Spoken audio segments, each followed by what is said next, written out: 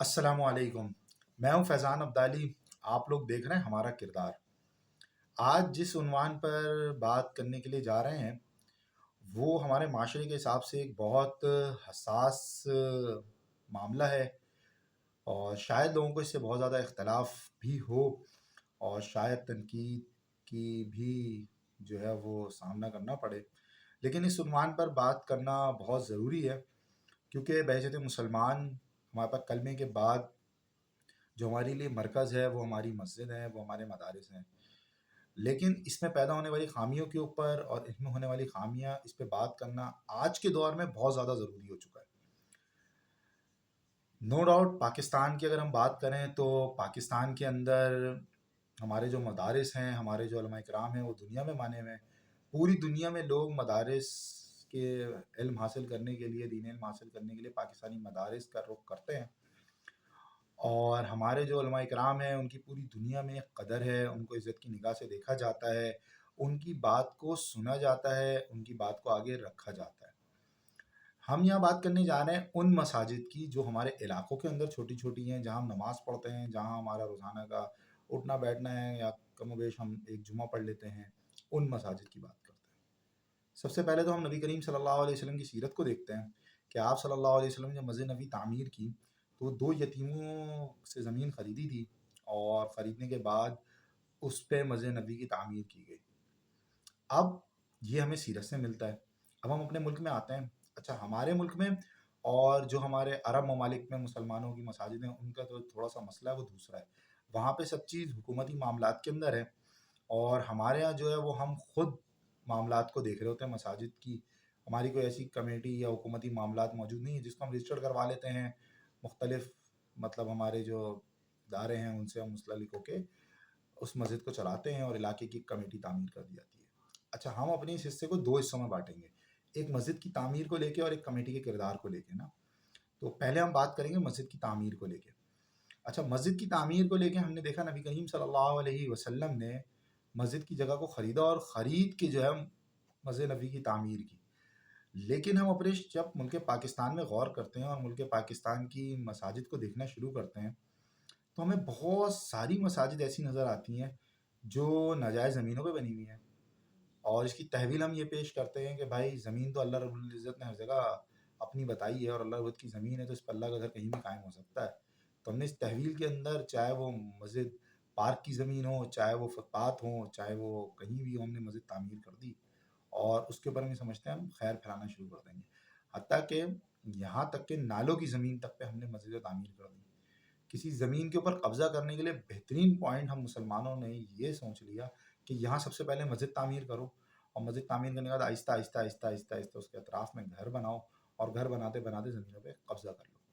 Survey کرنے، گھومیں، دیکھیں، یہ ایک ریالٹی ہے مسلمانوں کی کہ ہم نے جو اسلام کا مرکز تھا اس کے ساتھ کیا کیا، اور پھر اس میں بیٹھ کر ہم یہ سوچتے ہیں کہ یہ کیا وجہ ہے کہ ہماری مسجدوں سے خیر نہیں پھیل رہی، ہماری مساجد سے جو ہے وہ آگے خیر نہیں نکل رہی۔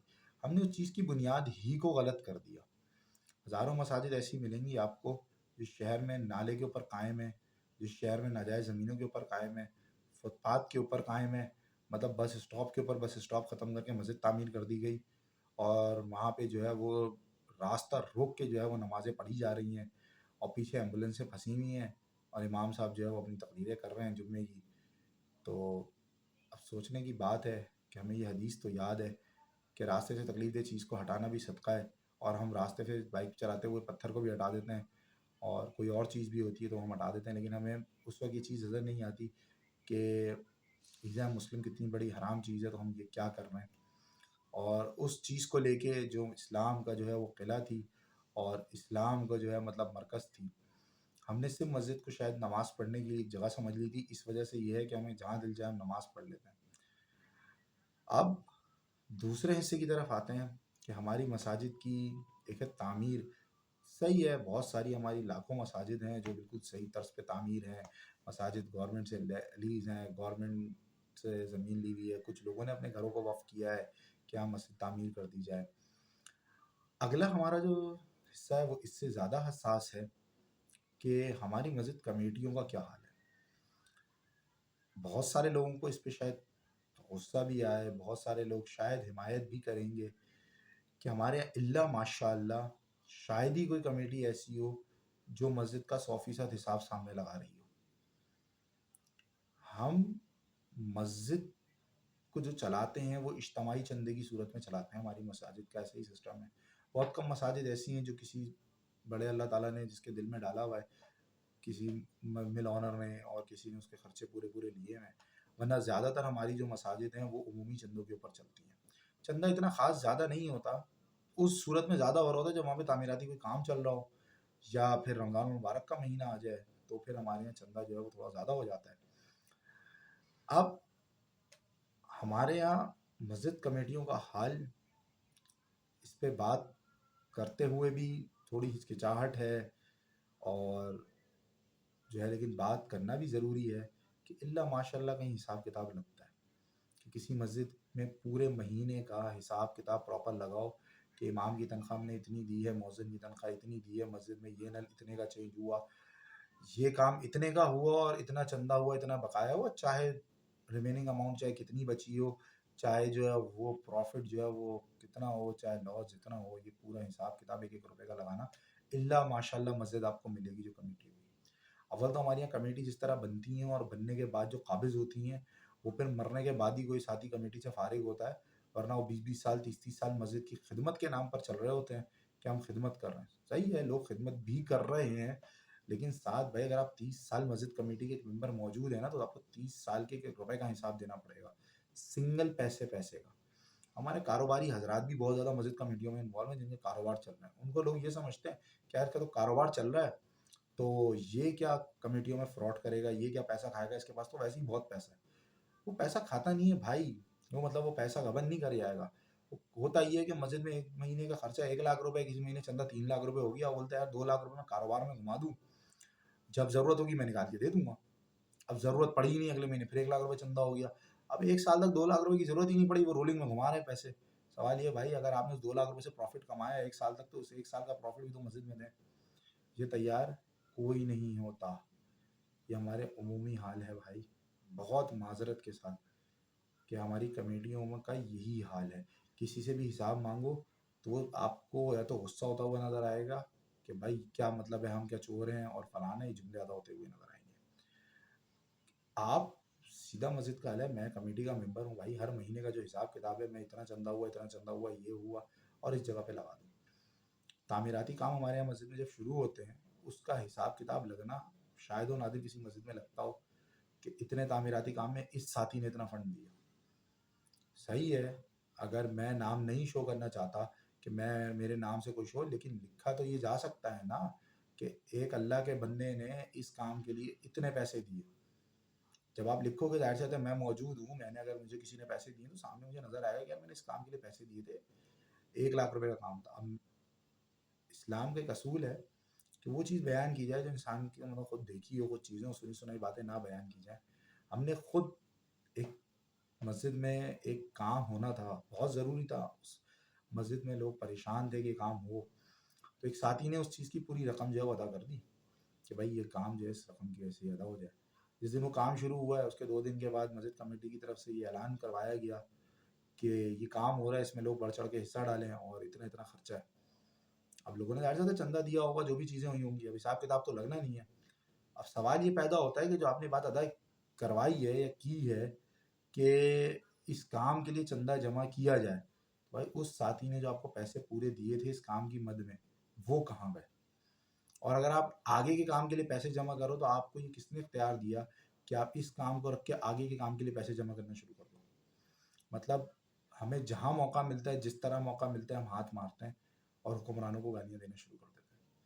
اب اتنا سا ہمارے موقع ہمیں اتنا ہی ملتا ہے. معذرت کے ساتھ ہمیں 10 روپے کا موقع مل رہا ہے، ہمیں 10 لاکھ کا موقع مل رہا ہے، تو ہم 10 لاکھ اور 10 روپے کی ہیرا پھیری میں لگے ہوئے ہیں، چاہے وہ پھر اللہ کا گھر ہی کیوں نہ ہو. اسی لیے آج ہمارے علاقوں کی مساجد کا یہ حال ہے کہ نوجوان اس سے دور ہوتا چلا جا رہا ہے. ہماری مسجدوں پہ بیٹھ کے جب بات ہوتی ہے تو اس میں سے خیر نہیں نکلتی، اس میں سے وہ باتیں نہیں نکل پاتی جو لوگوں کے دلوں کے اوپر اثر کرے. عمومی طور پہ ہمارے لوگ آتے ہیں، نماز پڑھتے ہیں اور الگ ہو جاتے ہیں، ایک دوسرے کا احوال تک پوچھنے کی ضرورت پیش نہیں آتی. کیوں؟ کیونکہ ہمارے مالی معاملات اثر انداز ہوتے ہیں، ہماری مسجد کی تعمیرات اس میں اثر انداز ہوتی ہیں۔ ہمیں کیا کردار ادا کرنا چاہیے؟ ہم اس صورت میں کیا کر سکتے ہیں لڑائی جھگڑے کے بغیر؟ بہت آسان ہے۔ سب سے پہلے تو بھائی جن علاقوں میں ایسی مساجد موجود ہیں، جو فعال حضرات ہیں، وہ کوشش یہ کریں کہ ان مساجد کو ان جگہوں پہ بنانے کی کوشش کریں جو مطلب فعال ہیں، جو جگہ لیگلائز موجود ہو، اور خود ان مسجد کو ختم کر دیا جائے کہ بھائی یہ جگہ غلط تھی اور ہم اس کو ختم کرتے ہیں۔ مسجد کمیٹیوں کے حوالے سے ایک تو بھائی مختصر ٹائم پیریڈ کے لیے کمیٹی بنائی جائے، 2 سال 3 سال انف۔ محلے کے جو پکے نمازی ہوں ان کے بعد ان کو دوسرا موقع دیا جائے، اور 1 1 روپے کا حساب، حتیٰ کہ باتھ روم میں اگر ایک نل بھی چینج ہوا ہے، مسجد میں ایک اسٹیبلائزر بھی چینج ہوا ہے، ایک ساکٹ بھی چینج ہوا ہے نا، جیسے ہمیں ملٹی نیشنل کمپنی سے اسٹور روم سے ایک چیز الاٹ ہوتی ہے تو اس تک کا بل موجود ہوتا ہے، اس کا بھی بل لگایا جاتا ہے۔ آپ 10 سال بعد بھی اس کا ریکارڈ نکالیں گے تو اس میں موجود ہوتا ہے کہ بھائی کمپیوٹرائز سسٹم ہے، یہ اس تاریخ کو فلانے بندے نے پرچیز کی تھی اور فلانی جگہ پہ یہ چیزیں چینج ہوئی ہے۔ یہ حساب کتاب پورا رکھا جائے، ایک نوٹس بورڈ کے اوپر چپکایا جائے، جو مسجد کمیٹی بنے وہ فائل کرے اس چیز کو۔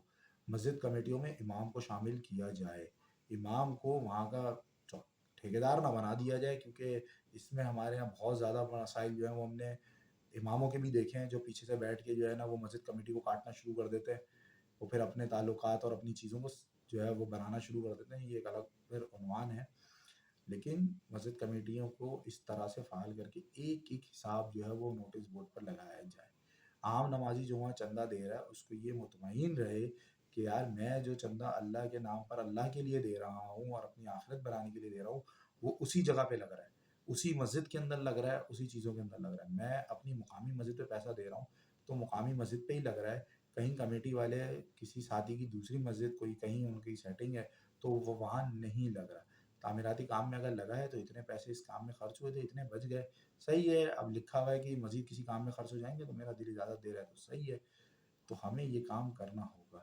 جب ہم اپنی مساجد کو درست کرنا شروع کریں گے، مساجد کے معاملات کو درست کرنا شروع کریں گے، تو ہمارے علاقے کے معاملات اللہ رب العزت سے امید ہے خود بخود بہتر ہونا شروع ہوں گے، اللہ تعالیٰ کی رحمتوں کا نزول ہوگا۔ اللہ رب العزت سے دعا ہے اللہ رب العزت ہم سب کو صحیح بات سمجھنے کی، اس پر عمل کرنے کی توفیق نصیب فرمائے۔ السلام علیکم۔